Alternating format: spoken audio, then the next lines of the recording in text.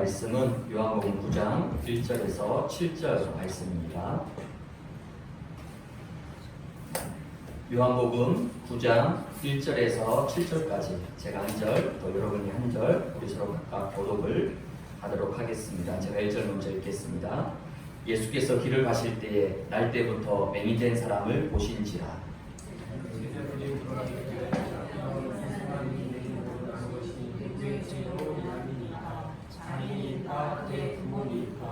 예수께서 대답하시되 이 사람이나 그 부모의 죄로 인한 것이 아니라 그에게서 하나님이 하시는 일을 나타내고자 하심이라.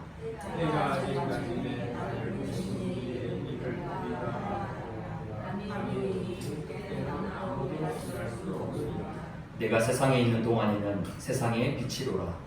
이 말씀을 하시고 다른 짐을 더 진흙을 이어 그의 눈에 가르시고 이르시되 실로암 못에 가서 씻으라 하시니 실로암은 번역하면 보냄을 받았다는 뜻이라. 이에 가서 씻고 밝은 눈으로 왔더라. 아멘. 네, 오늘 우리 이마누엘 반석교회 주일 예배 오신 우리 모든 성도님들 주님의 이름으로 환영하고 축복을 드립니다. 오늘 하나님이 하시는 일을 나타내고자 하심이라 라는 제목으로 함께 말씀을 나누겠습니다. 우리가 신앙생활을 하면서 때로는 갈등하기도 하고 또 흔들리기도 하는데 가장 많이 부딪히는 갈등이 과연 무엇일까요? 이사야 55장 8절에서 9절에 보면 이는 내 생각이 너희의 생각과 다르며 내 길은 너희의 길과 다름이니라. 여호와의 말씀이니라. 이는 하늘이 땅보다 높음 같이 내 길은 너희의 길보다 높으며 내 생각은 너희의 생각보다 높음이니라. 하나님의 생각과 내 생각 사이에서 또 하나님이 원하시는 길과 내가 원하는 길 사이에 서 있을 때 우리는 주로 갈등하고 흔들리곤 합니다. 하지만 답은 이미 여러분들이 알고 있습니다. 어떤 답이죠? 하늘이 땅보다 높음 같이 내 길은 너희의 길보다 높으며 내 생각은 너희의 생각보다 높음이니라. 내 생각보다는 하나님의 생각과 계획이 더 정확하다는 사실을 이미 여러분은 잘 알고 있습니다. 근데 실제 문제와 사건과 어려움을 만났을 때에 결국 내 생각대로, 내 기준대로, 내 방법대로 움직이는 경우가 많이 있습니다. 이처럼 나를 넘어선다는 것은 결코 쉽지 않습니다. 그래서 신앙생활의 가장 큰 응답은 성령의 인도를 받는 것입니다. 하나님의 뜻과 계획을 따라가는 성령의 인도를 받는 것은 의외로 굉장히 쉽고 간단합니다. 어떻게 하면 되죠? 내 생각과 반대로, 내 기준과 반대로, 내 의도와 반대로 하면 돼요. 반대로 하면, 거꾸로 하면 거의 맞습니다. 왜냐, 인간은 누구나 이 창세기 3장의 연약한 체질과 육을 가지고 있기 때문에 어쩔 수 없이 창세기 3장의 영향을 받고 왔다 갔다 할 수밖에 없습니다. 그래서 최고의 기도 제목은 바로 성령 충만입니다. 성령 충만은 내 기준과 내 체질대로 하지 않는 것입니다. 성령 충만은 세상과 현장의 흐름에 휩쓸려 가지 않는 것입니다. 성령 충만은 사람의 소리와 세상의 말에 흔들리지 않고 오직 말씀 따라가고 오직 복음과 그리스도만을 붙잡고 하나님의 나라와 그 의를 향해 나아갈 수 있는 바로 위로부터 주어지는 근원적인 능력과 힘이 바로 성령 충만입니다. 성령 충만은 성삼위 하나님의 영으로 충만한 것입니다. 성령 충만은 그리스도로 충만한 상태입니다. 오직 예배 속에서 하나님의 말씀 속에서 주시는 성령의 능력과 영적 힘으로 충만케 되어질 때 드디어 나를 넘어서고 나의 체질과 한계를 넘어서 세상과 현장에서 사탄과 흑암과의 영적 싸움에서 승리할 수 있는 근본의 힘이 되어집니다. 이번 한 주간 오직 성령 충만으로 가정과 후대와 산업과 지역 현장에서 오늘 설교 제목처럼 하나님이 하시고자 하는 하나님의 일이 나를 통해서 실현되고 성취되는 최고의 응답을 누리시기를 주님의 이름으로 축복을 드립니다. 이를 위해서 첫 번째 붙잡을 언약은 올바른 기준입니다. 오늘 본문 1절 2절에 보니까 예수님께서 제자들과 함께 길을 가다가 날 때부터 맹인된 사람을 보고 제자들이 예수님께 묻습니다. 이 사람이 맹인으로 태어난 것이 누구의 죄로 인합니까? 본인의 죄입니까? 아니면 부모의 죄입니까? 그 당시 유대인들은 모든 불행이 죄의 결과라는 복음과 완전히 반대되는 잘못된 세계관을 가지고 있었습니다. 만약 그 세계관대로라면 모든 사람이 죄인으로 태어났으니까 모든 사람이 맹인인 채로 아니면 불행과 고통과 저주받은 상태로 태어나야 하겠죠. 그게 맞는 원리잖아요. 근데 심지어 예수님의 제자들조차도 여전히 이 유대 사상이 각인되고 뿌리 내려져 잘못된 세계관과 기준에 완전히 갇혀 있었습니다. 신앙생활은 영적 싸움인데 그 중에서도 바로 기준과의 싸움입니다. 어떤 기준을 가지고 있느냐, 무엇이 기준되어 있는가에 따라서 인도받는 것이 완전히 달라지게 됩니다. 오늘 제자들이 하는 질문의 수준을 한번 보시기 바랍니다. 뭐라고 질문합니까? 이 사람이 맹인으로 태어난 것이 누구의 죄로 인함입니까? 자기니까 그의 부모니까? 지금 제자들은 복음과 영적 사실을 완전히 놓치고 종교적, 육신적인 기준에 완전히 사로잡혀 있습니다. 그래서 1절에 보면 날 때부터 맹인된 사람을 보신지라. 태어날 때부터 창세기 3장의 원죄와 저주 속에서 시작된 인생임을 성경은 분명히 밝히고 있습니다. 예수님이 보시는 기준과 제자들의 기준은 완전히 달랐습니다. 그렇다면 제자들은 왜 이렇게 잘못된 기준을 가지고 있었을까요? 그 이유는 잘못된 틀린 율법과 종교가 먼저 각인되고 뿌리내리고 체질되어 있었기 때문입니다. 사람은 각인된 대로 말하고 각인된 대로 행동합니다. 각인되어 있는 기준과 편견을 가지고 행동합니다. 심지어 자기도 모르게 무의식적으로 각인된 대로 움직입니다. 각인된 것은 반드시 뿌리를 내리고 뿌리 내린 것은 체질이 되어서 그 사람의 영혼과 보좌로까지 연결되어집니다. 이만큼 각인이 중요하다는 거죠. 마약, 도박, 알코올, 음란이 나쁘고 이런 것 하면 폐가 망신하고 인생 망치다는 것을 너무나 잘 알고 있으면서도 왜 평생을 그 속에서 빠져나오지 못하고 창살 없는 감옥처럼 갇혀서 살아갈까요? 집과 땅 문서는 말할 것도 없고 심지어 자식의 대학 등록금까지 가지고 도박장, 하우스로 달려갑니다. 왜 그럴까요? 도박이 나쁘다는 거 다 알고 있습니다. 근데 왜 그럴까요? 마약을 다시는 안 하겠다고 아예 이번에는 손가락 힘줄까지 끊기까지 했는데 어느 날 자기 팔에 주사기 바늘이 꽂혀 있습니다. 왜 그럴까요? 뇌에 각인되어 있기 때문에 아무리 다짐하고 결심하고 심지어 혈서까지 써도 그때뿐이지 돌아서면 아무 소용없습니다. 그렇다면 저와 여러분들은 이렇게 중요한 각인, 무엇을 각인시켜야 할까요? 무엇을 내 안에 세워야 될까요? 이미 우리 안에는 복음 없이 살아온 긴 세월 동안에 율법과 종교와 세상의 것, 자기 신념과 경험 등이 깊숙이 각인되어 있고 뿌리 내려졌고 체질로 굳어져 있습니다. 그래서 내 안에 옛 틀과 잘못된 망대가 무너지고 새로운 망대가 세워져야 됩니다. 그게 신앙생활의 시작입니다.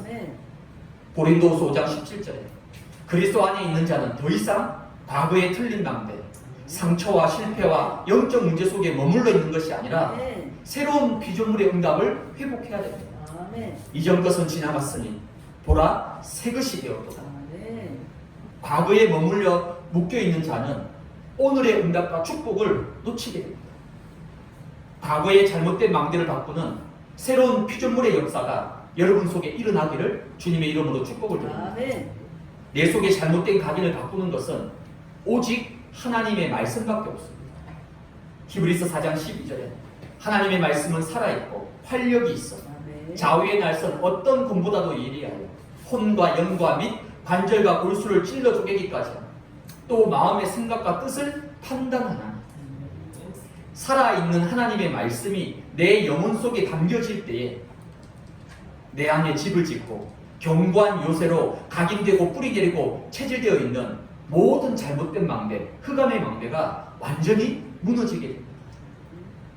이를 위해서 한 주간 선포된 강단의 말씀에 여러분 한번 집중해 보시기 바랍니다.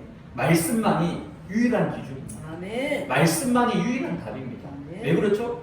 하나님이 말씀이기 때문에. 말씀이 곧 하나님이시기 때문에. 그래서 강단 속에서 모든 답을 찾기 위해서 말씀을 정리하고 말씀을 묵상하고 필요하다면 강단에서 나온 성구들을 직접 적어보고 암송도 하고 특히 말씀을 언약으로 붙잡고 기도할 때에 가장 확실한 말씀 각인의 역사가 일어나게 됩니다. 아멘. 예배 속에서 모든 역사가 일어납니다. 아멘. 오늘 그 응답을 받기 위해서 이렇게 귀한 시간 여러분들이 예배 자리에 나온 줄로 믿으시기 바랍니다. 아멘. 말씀이 각인되어지면 주중 6일 동안에 문제와 사건에 속지 않고 자기 소견대로 하지 않고 오직 말씀이 내 발의 등이 되고 내 가는 길에 빛이 되어서 말씀의 기준으로 복음의 기준으로 모든 문제와 사건과 사람을 바라보게 됩니다. 그러면 그 속에서 정확한 성령의 인도를 받으면서 모든 것을 살리는 올바른 영적 기준을 가진 그리스도의 제자로 서게 될 것입니다. 이런 응답받는 우리 모든 반석의 가족들이 되시기를 주님의 이름으로 축복을 드립니다. 두 번째는 하나님의 일입니다. 올바른 영적 기준을 가진 제자는 분명하고 확실한 영적 우선순위를 가지고 있습니다. 모든 일 속에서 하나님이 하실 일이 무엇인지 하나님의 계획을 먼저 찾고 발견하고 붙잡게 됩니다. 그게 첫 번째 우선순위입니다. 그렇다면 우리 반석의 가족들 모든 일과 상황 속에서 하나님의 계획과 하나님이 하실 일이 무엇인지를 찾는 질문을 먼저 하시기 바랍니다. 어떤 일을 하든지 무엇을 하든지 하나님의 계획이 무엇일까? 하나님이 원하시는 일이 무엇일까? 하나님의 일이 도대체 무엇일까? 이 질문을 하시게 되면 구원받은 자 속에는 성령이 계시기 때문에 여러분들이 기도로 질문하면 하나님이 하실 일이 무엇인지를 정확하게 깨닫게 하시고 발견하게 하시고 답을 주십니다.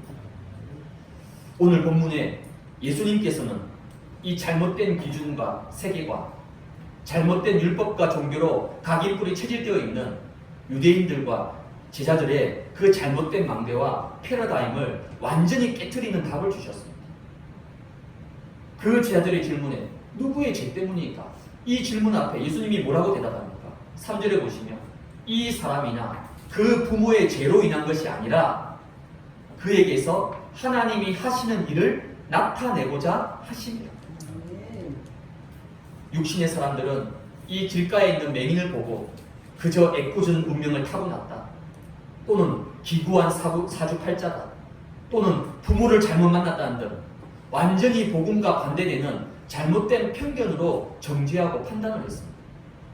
하지만 예수님께서는 하나님께서 이 맹인을 통해서 하실 일을 나타내기 위한 놀랍고 위대한 계획과 뜻을 가지고 계신다라고 말씀하셨습니다. 그렇다면 하나님이 하실 일이 과연 무엇일까요? 오늘 5절에 보니까 내가 세상에 있는 동안에는 세상의 빛이로다. 하나님은 여러분을 통해서 세상의 빛, 즉 빛의 일을 나타내기를 원하십니다. 그럼 빛의 일이 과연 무엇일까요? 하나님은 구원받은 자녀가 복음 회복하기를 원하십니다. 아멘. 복음 회복이 무엇일까요? 예수가 그리스도 모든 문제 해결자. 이 복음은 여러분들이 너무 잘 알고 있습니다. 지금까지 수없이 들어왔습니다. 하지만 아는 것에만 머물지 말고 이제는 이 복음이 나에게 복음이 되어져야 돼요. 아멘. 복음이 인생의 기준이 되고 복음이 내 인생의 답이 되고 복음이 내 인생의 모든 것이 되는 거죠. 아멘. 사탄과 흑암은 문제와 사건과 어려움을 통해서 여러분들이 복음을 놓치고 자기 생각과 자기 기준에 사로잡혀서 틀린 답과 방향을 가지고 하나님의 일을 하지 못하도록 속이고 방해하고 있습니다. 그래서 매일, 매시, 매사에 복음을 회복하면 아멘. 모든 것이 다 회복되고 아멘. 살아나게 됩니다. 아멘. 두 번째 하나님이 하시는 일은 복음을 회복한 하나님의 자녀가 복음을 누리기를 원하십니다. 아멘. 복음이 내 인생의 근본의 능력과 근원의 힘이 되도록 복음이 각인되고 복음이 뿌리내리고 복음이 체질되는 것입니다. 복음은 그 어떤 것도 수용할 수 있고 아멘. 복음은 그 어떤 것도 초월하고 아멘. 복음은 모든 것을 정복할 수 있습니다. 아멘. 복음이 아닌 사람들은 자기와 다른 것을 틀렸다라고 말합니다. 틀린 게 아닌데 다른 건데 그걸 틀렸다라고 얘기하는 거죠. 그러니까 전혀 수용하지를 못해요. 늘 자기 것에 매여 있습니다. 늘 자기 생각에 잡혀 있어요. 다른 사람의 생각과 말을 수용 자체를 못합니다. 복음은 그 어떤 것에도 매이거나 묶이지 않습니다. 가난, 질병, 상처, 심지어 영적 문제, 복음은 그 모든 것을 초월하고 정복합니다. 그렇다면 이 복음을 어떻게 누리면 될까요? 예배를 통해서 누리는 거예요. 지금 여러분들이 이 예배 속에서 복음을 누리는 거예요. 말씀으로 복음을 누리는 거예요. 기도로 복음을 누리는 거예요. 특별히 현장에서 그리스도를 통해서 주신 하나님 자녀의 신분과 하늘과 땅의 모든 권세, 그리고 예수님께서 직접 우리에게 가르쳐 주신 망대와 여정과 이정표를 여러분 마음껏 누리시기 바랍니다. 신앙생활은 누리는 거예요. 하나님이 주신 것을 마음껏 누리는 겁니다. 그러면 신앙생활은 너무 행복하고 즐겁고 신나는 거예요. 근데 종교는 뭡니까? 누리지 못합니다. 늘 매여있고 잡혀있고 눌려있는 거예요. 하나님은 그거 원치 않습니다. 하나님의 자녀가 복음을 회복하고 하나님의 자녀가 이 복음을 마음껏 누리면서 세상을 살리고 정복하기를 원하시는 거예요. 이 복음을 누릴 때 여러분을 통해서 모든 곳에 빛이 비춰지고 사탄과 흑암이 무너지고 재앙과 저주가 떠나가고 생명이 살아나게 됩니다. 날 때부터 맹인된 자, 평생을 보지 못하고 영육간의 흑암과 죄의 저주 속에서 사람들의 편견과 정죄로 인한 상처와 고통 속에서 길에서 구걸하는 거지로 살아온 맹인을 이 맹인에게 하나님이 하시고자 하는 일이 과연 무엇이었을까? 예수님을 만나서 창세기 3장의 재앙과 저주를 씻어내고 눈을 뜨게 되었습니다. 그리고 오늘 요한복음 9장 후반부에 보면 예수님으로부터 눈을 뜨게 된 것을 유대인들이 알고 이 맹인을 불러다가 계속해서 핍박하고 협박을 합니다. 하지만 이 맹인은 끝까지 예수님이 하신 일을 증거해요. 그러자 유대인들이 이제 두 손 두 발 다 들고 너는 그의 제자라는 말을까지 하게 됩니다. 그 이후 예수님을 다시 만나서 예수님을 그리스도로 믿는다는 고백과 함께 예수님께 경배를 하는 참 제자로 이 맹인이 세워지게 되었습니다. 분명히 예수님 만나기 전에는 평생 앞을 보지 못하는 것뿐만 아니라 평생 죄와 저주 속에서 심지어 길에서 구걸하면서 거지로 살아가는 얼마나 기구한 운명입니까? 근데 예수님을 만나고 나서 인생이 회복되고 복음이 회복되고 모든 재앙 저주에서 해방받고 빠져나와서 눈을 뜨는 것 정도가 아니라 이제는 예수님의 제자로 살아가는 인생이 완전히 대역전, 대반전을 이루는 놀라운 복음의 역사가 일어나게 되었습니다. 바로 복음은 이런 것입니다. 그래서 영적인 기준을 가지고 복음의 능력을 누리고 있으면 어떤 문제와 어떤 사건, 어떤 고난과 어려움을 만나더라도 낙심하거나 무너지지 않습니다.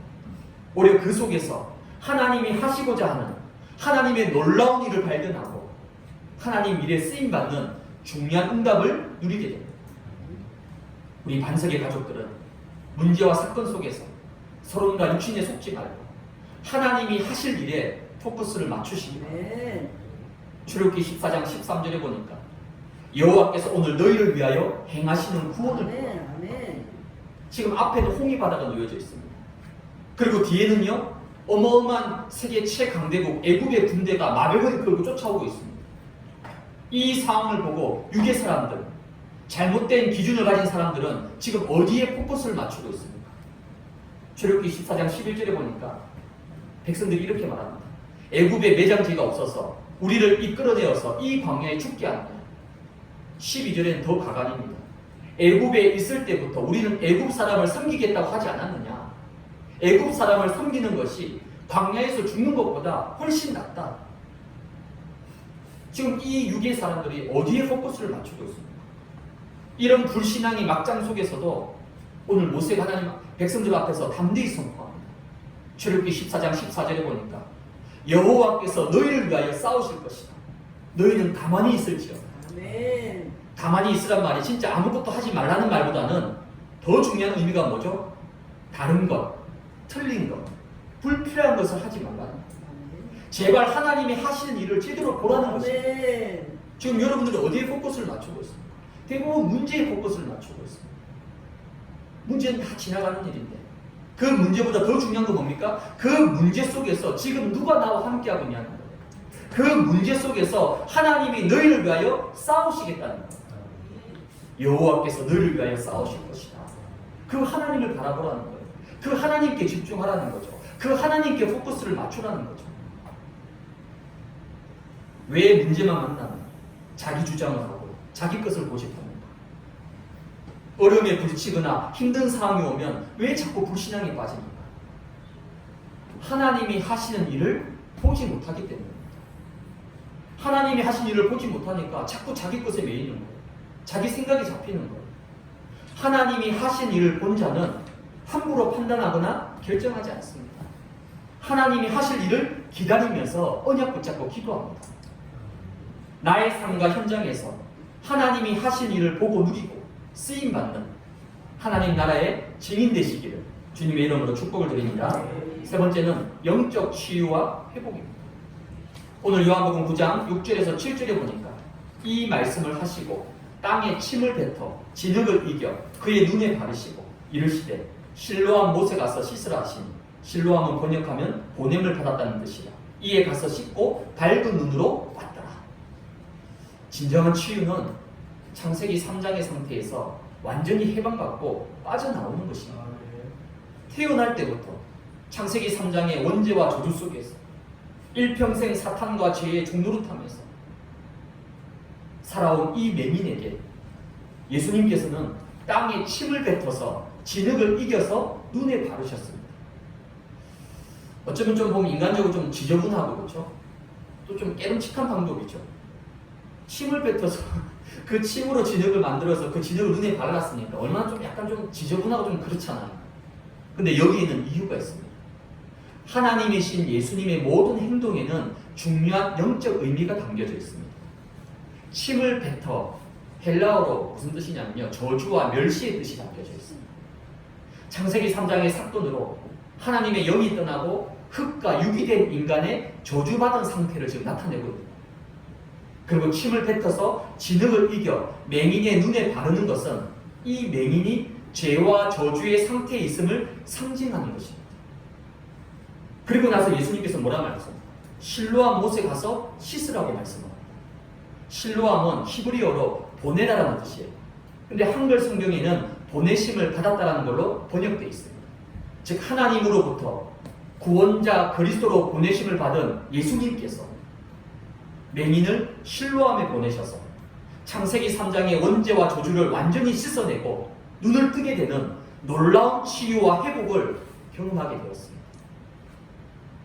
근본과 근원을 회복하고 재앙과 저주에서 벗어나서 하나님의 형상으로 치유되고 회복되는 것은 오직 복음으로, 오직 그리스도로만 가능합니다.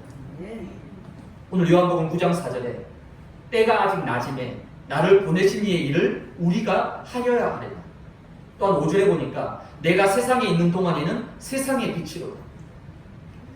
예수 그리스도를 이 땅에 보내신 일이 과연 무엇일까?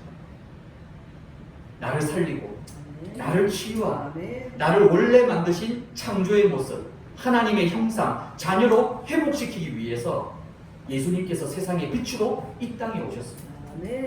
창세기 3장의 저주 아래 그것도 맹인으로 태어나서 가족과 사회로부터 버림받아서 평생 길에서 구걸하면서 율법의 정죄의 굴레에 갇혀서 살아가야 되는 인생.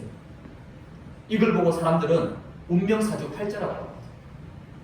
스스로 빠져나올 수 없고 스스로 해결할 수도 없기 때문에 예수님께서 저와 여러분을 이 사탄과 흑암의 운명과 저주에서 해방시켜 주시려고 생명의 빛으로 구원자로 이 땅에 오셨습니다. 운명을 바꾸는 일은 사탄과 흑암과 모든 재앙과 저주를 완전히 무너뜨리는 유일한 이름, 그 이름이 바로 그리스도입니다. 예수님은 그리스도의 일을 하시려고 그리스도로 이 땅에 오셨습니다. 시편 80편 19절에 만군의 하나님 여호와여 우리를 돌이켜 주시고 주의 얼굴의 광채를 우리에게 비추소서 우리가 구원을 얻으리이다. 아멘. 이 말씀은요, 우리를 회복시켜 주시고 주님의 생명의 빛으로 구원받아서 하나님의 형상으로 근본과 근원이 회복되고 살아나는 참된 치유를 우리에게 약속하고 있습니다. 치유받은 나를 통해서 이제는 내 주변과 주위에 내가 있는 현장에 눈은 멀쩡히 뜨고 살아가지만 영적 맹인으로서 창세기 3장의 저주와 영적 문제 속에 고통받고 있는 많은 불신 영혼들을 치유하며 살리는 것이 나를 통해서 하나님이 하신 일을 나타내고자 하시는 하나님의 절대 소원임을 굳게 붙잡으시기를 주님의 이름으로 축복을 드립니다. 아멘. 앞을 못 보는 맹인이 길에서 우연히 예수님을 만나서 뭔가 의료적이고 과학적인 방법이 아니라 침을 뱉어서 침을 통해 만든 그 진흙을 눈에 바르고 또 그것도 앞이 보이지 않는 상태에서 실로암 연못까지 걸어가서 씻고 눈이 떠진 것은 다른 또 어떤 걸로도 설명이 되지 않습니다.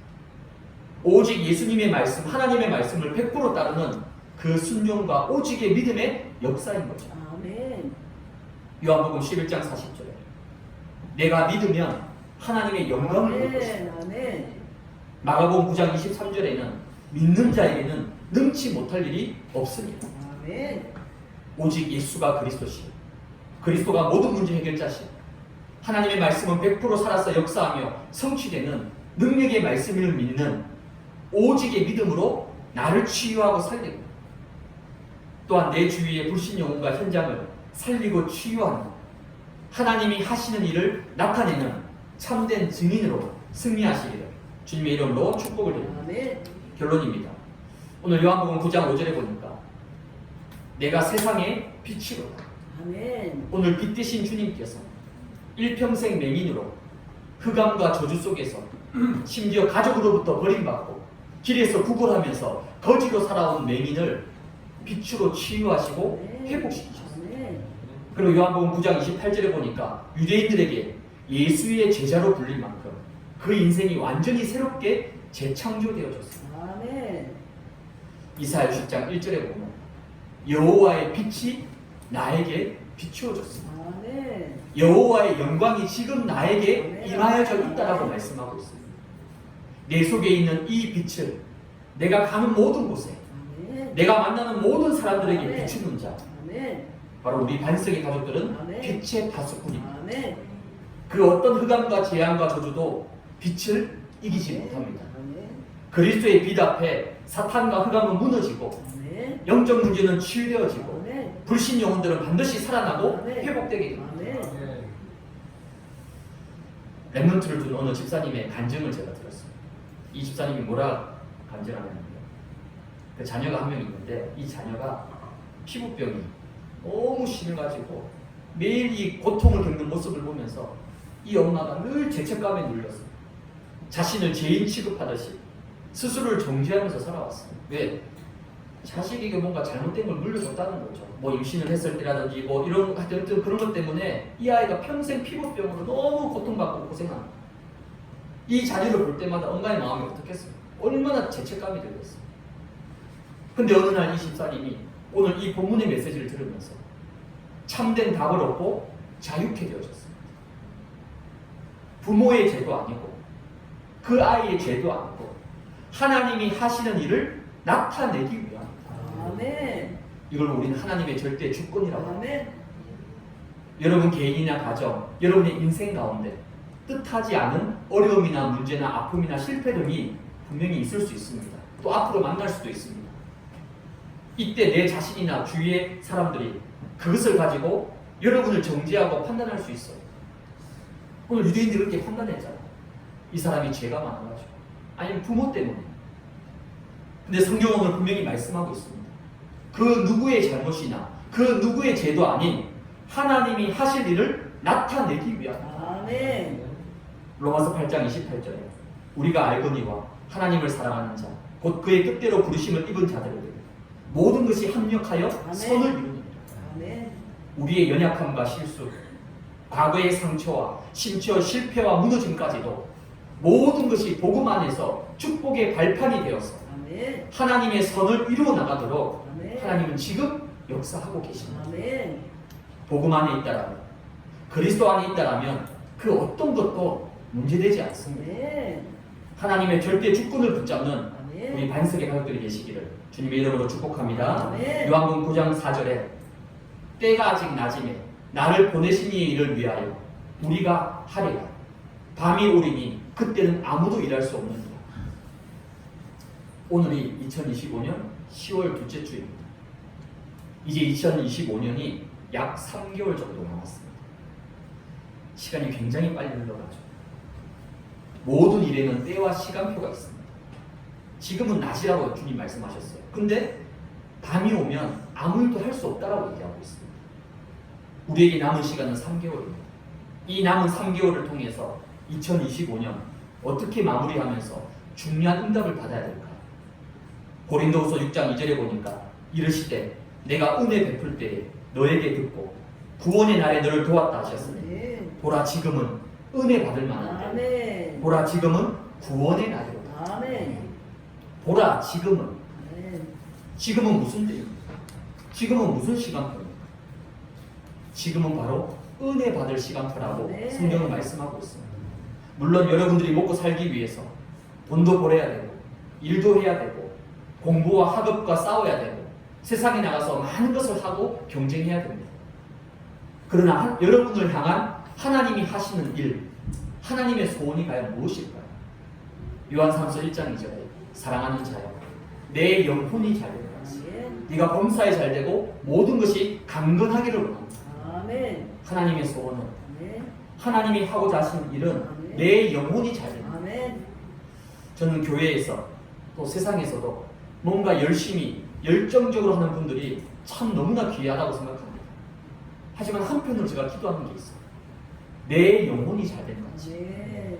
은혜 받고 아멘. 나를 치유하고 살리는 것이 아멘. 최고의 우선순위. 아멘. 일보다 더 앞서는 거예요. 왜? 은혜 받지 못하면 결국 언젠가는 한계 찾아옵니다. 언젠가는 내 영이 피폐해집니다. 언젠가는 무너지게 되어 있는 거예요. 반대로 여러분들이 은혜 받으면 보라 지금은 구원의 날이로다. 아멘. 여러분을 통해서 생명과 구원의 역사, 바로 하나님이 하시는 일을 하나님이 이루어 가시는 거예요. 아멘. 남은 2025년 3개월입니다. 오직과 집중 속으로 여러분이 들어가서 다시 초심과 중심을 회복해서 아멘. 복음화, 개인화, 현장화의 망대를 아멘. 새롭게 세워나가는 그런 최고의 영감을 받는 우리 반석의 가족들이 계시기를 주님의 이름으로 축복을 드립니다. 아멘. 살아계신 하나님 아버지 감사합니다. 오늘도 하나님이 가장 기뻐하시는 참된 예배자로 우리 반석의 가족들을 부르시고 아멘. 오늘 예배 속에서 하나님이 주시는 중요한 말씀을 언약으로 붙잡게 하신 것을 감사합니다. 아멘. 하나님이 하신 일을 나타내기 위하여 우리를 자녀 삼으시고 우리에게 복음을 주시고 우리에게 언약을 붙잡도록 하셨사오니 우리 반석 가족들의 모든 삶과 인생을 통하여 하나님이 하신 일을 나타나는 하나님 나라의 일에 쓰임받는 증인으로 당당히 승리하는 축복된 한 주간 되도록 하나님 역사하여 주옵소서. 아멘. 예수 그리스도의 이름으로 기도드리옵나이다. 아멘. 아멘.